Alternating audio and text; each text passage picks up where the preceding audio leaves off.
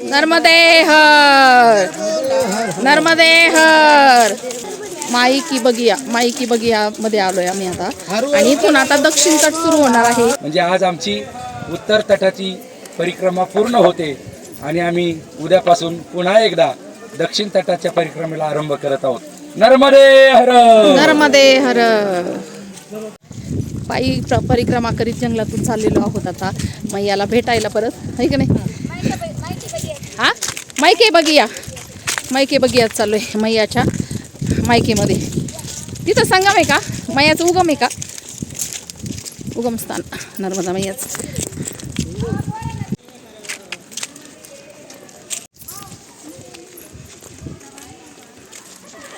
2 minute. तिथेच पुलियामध्ये निशेष झालं एक नॉर्मल धारा है, हनुमान धारा. तिथेच पुलियामध्ये उस पार जब जाएंगे, मैं इनको बोला था आपका दक्षिण तट चालू हो जाएगा. आपने समुद्र में नावड़ी पार किया था, वहाँ दक्षिण से उत्तर तट गए थे. मीठी पार करेंगे ना, जैसे उस पार पहुंचेंगे आपका दक्षिण तट चालू हो जाएगा. वो सामने टीना सेट के नीचे मैया की आरती हो रही, वहीं आपकी आरती पूजा जल परिवर्तन होगा. उसके बाद आपको वापस नहीं जाना गाड़ी के पास. नर्मदे हर, नर्मदे हर. माई की बगिया मध्ये आलोय आम्ही आता आणि इथून आता दक्षिण तट सुरू होणार आहे. हा इथला पूल पार केला ना, नर्मदे परिक्रमाचा दक्षिण तट सुरू झालाय. आता उत्तर तटावरून दक्षिण तट सुरू झालाय.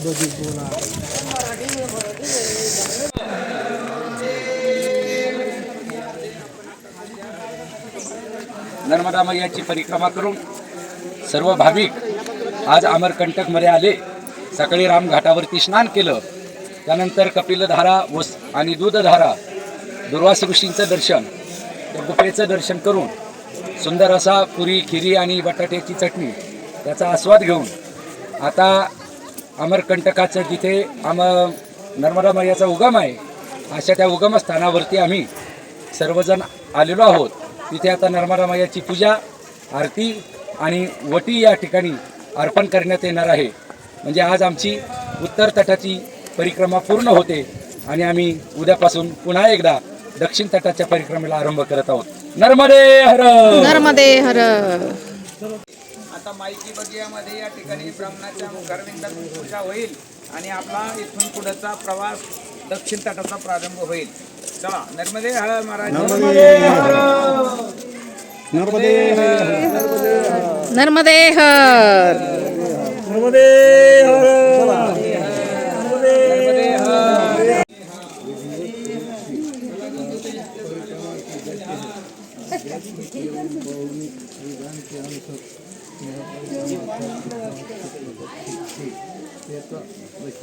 नंतर पंडितजी येतील आणि ते आपली यथाविधी या ठिकाणी पूजा करून घेतील आपल्याकडून. मग याचं यथार्थ पूजन आपण सर्वजण श्रद्धेने करणार आहोत.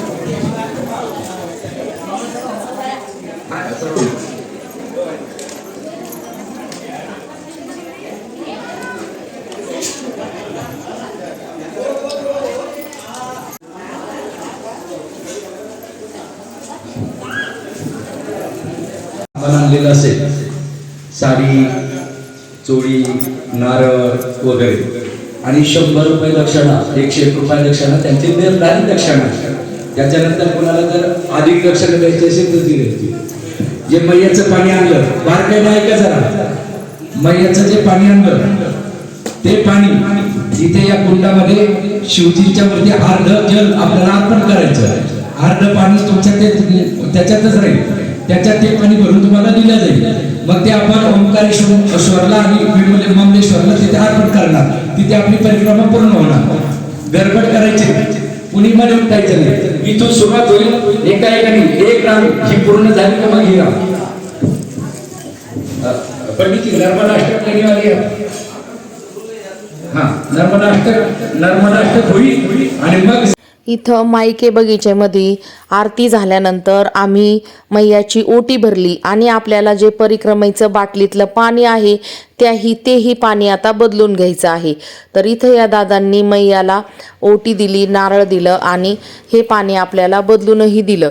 तर इथलं जे कुंडामधलं पाणी आहे, इथं पण गोमुखातून नर्मदेचं पाणी आहे, तर तेही आपल्याला त्यांनी दिलं. तर आता पुढं आपण जाऊया मेरू मंदिराकडं. तर हे आहे श्री यंत्र मेरू महामेरू मंदिर. तर हे मंदिर अमरकंटकच्या या भागामध्येच आहे आणि मेरू यंत्रासारखं या मंदिराची रचना आहे. तर इथं अजून या मंदिराची स्थापना सुरू आहे, काम पूर्ण झालेलं नाही. तर आम्ही या मेरू यंत्र मंदिरामध्येही दर्शन घेतलं. इथंही 2 मूर्त्या आहेत छान कशाच्या. तर इथंच आम्हाला पायी परिक्रमावासीही भेटले.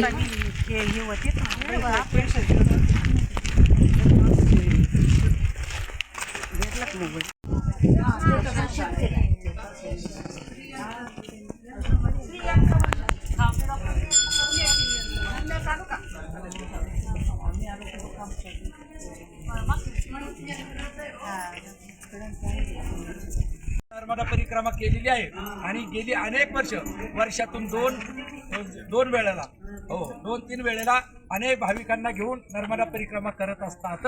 अजून दुसरा परिचय सांगतो तुम्हाला. अजून दुसरा एक परिचय सांगतो. आमचे बायगावचे जावई आहेत ते. महाराजांच्या गावचे जावई आहे बरं का. असे पोपटरावजी आगाव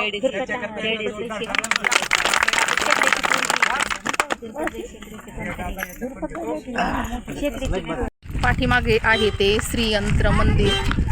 खूप सुंदर अशा मूर्त्या आहेत या मंदिरामध्ये आणि संध्याकाळच्या वेळी आम्ही घेतलेलं आहे आता इथं दर्शन. निघालोय आता गाडीमध्ये प्रवासाला पुन्हा. येथून परिक्रमावासी मांडूच्या रेवाकुंडाकडे जातात.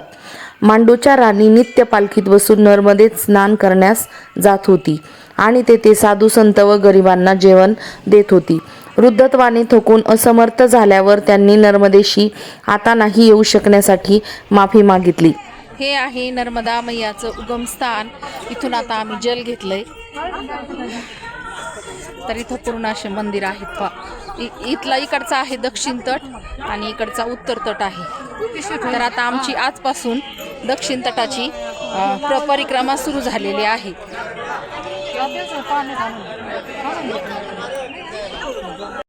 महालाच्या समोर कुंड बनविल्यावर नर्मदे यांनी प्रकट होण्याचा राणीला स्वप्न दिलं.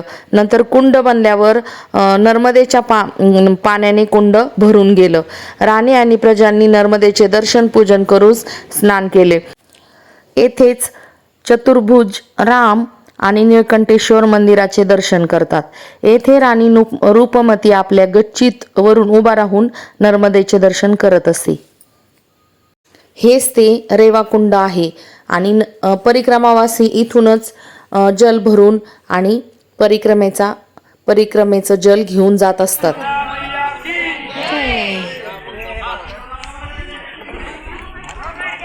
तर या कुंडापासून सुरू झालेली आहे आपली आता दक्षिण तटाची परिक्रमा. तर आता रेवाकुंडापासून आपण जातोय पुढं.